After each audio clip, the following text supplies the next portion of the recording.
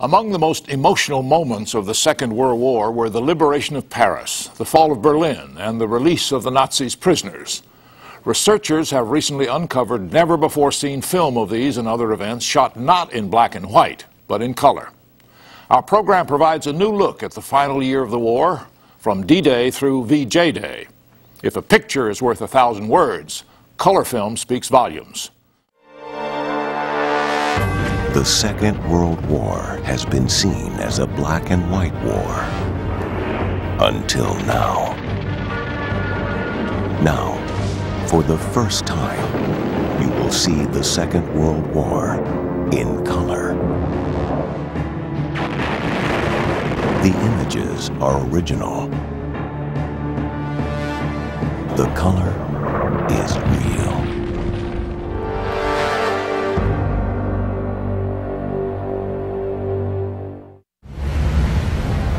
All along the south coast of England, troops and equipment were loaded onto ships for the Allied invasion of Europe. After years of secret planning, 3 million men were ready to take part in the largest amphibious invasion ever, Operation Overlord. Many of the soldiers had never seen action before. The diary of U.S. Staff Sergeant Henry Giles. The whole outfit now has a very bad case of the invasion shakes. Very little talk about anything but assault landings and what the casualties will be. Any way you look at it, it's not going to be a piece of cake. Caught myself wondering for the 100th time how the hell I got here, what the hell I'm doing here. Me, Henry Giles, an old farm boy from Kentucky. For the first time in years, my uniform doesn't seem to fit.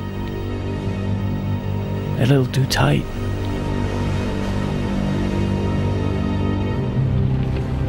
Hugh Bone of the 2nd East Yorkshire Regiment knew this was the real thing. No question about D-Day and H-Hour now. Only the 24-hour prior confirmation to come, and the issue of the real maps in place of the bogus ones. Then we learned there was to be a 24-hour postponement because the weather was so bad. D-Day would now be Tuesday, the 6th of June.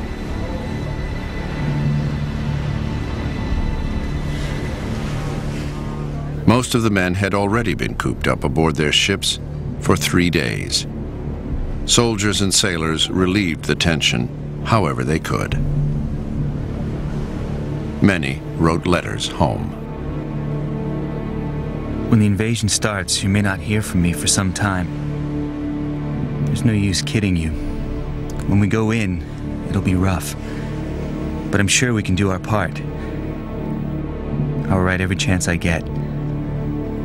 In the meantime, take care of yourself and write often. Love, from your son.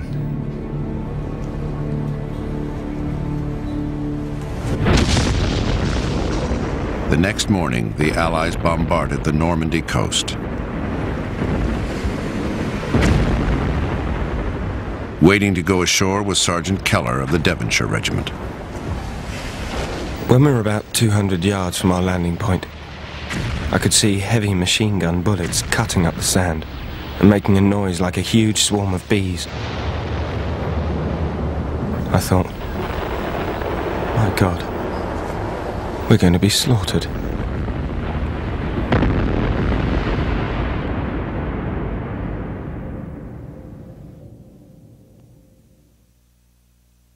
Under the command of General Eisenhower, Allied naval forces began landing Allied armies on the northern coast of France. Canadian Charles Martin landed on the beach codenamed Juno. A moment came when some reality sank in about all the things that had happened. It hurt. We learned that half of our original company, those I joined up with in June of 1940, had been killed or wounded. The tears came. So many had been lost.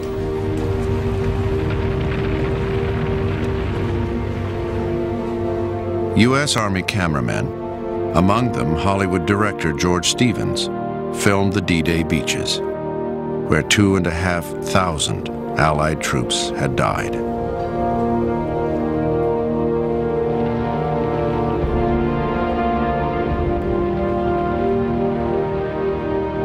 But the invasion was a great success.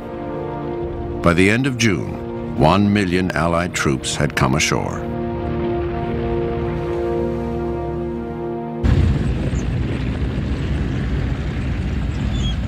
The Allied advance through Normandy was more difficult than expected.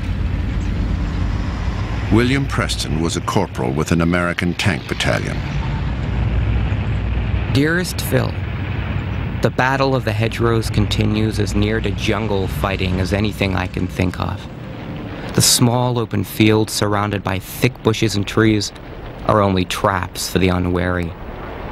It makes advancing agonizingly slow, nor do I ever feel more like a goldfish in his bowl than when we advance across these fields from hedgerow to hedgerow.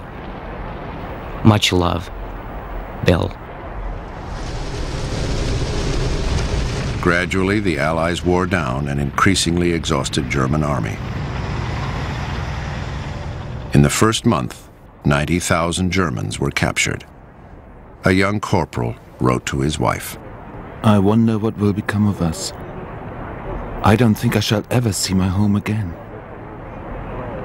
But we are fighting for Germany and our children, and what happens to us matters not." I close with the hope that a miracle will happen soon.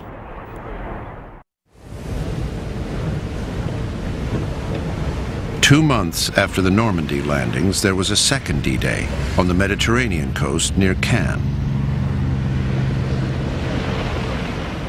After very little resistance, 94,000 Allied men and 11,000 vehicles advanced inland.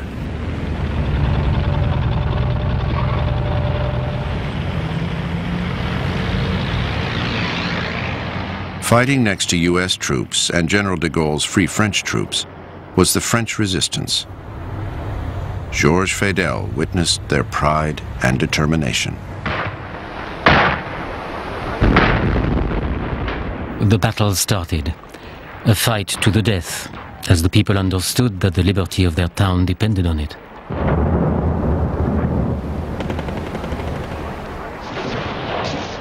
In all the main roads, gunshots cracked and grenades exploded.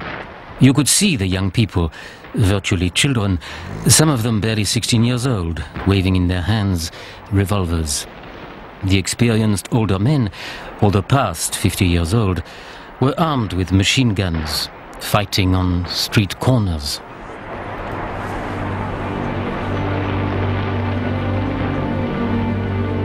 As the defeated Germans were rounded up, the Free French went after thousands of suspected collaborators. Georges Fidel described one vengeful attack. 3 collaborators were apprehended, and the crowd seized them immediately. Their hate against the traitors was so strong that they forgot their orders and put aside all humane feelings and punished the criminals there and then. 2 of them were hanged, the 3rd was shot at, and endured 20 minutes of the crowd's fury. What happened to the body is indescribable. All sorts of disgusting things, the spitting, the scrapings, the blows showering on the skin until the body was taken away.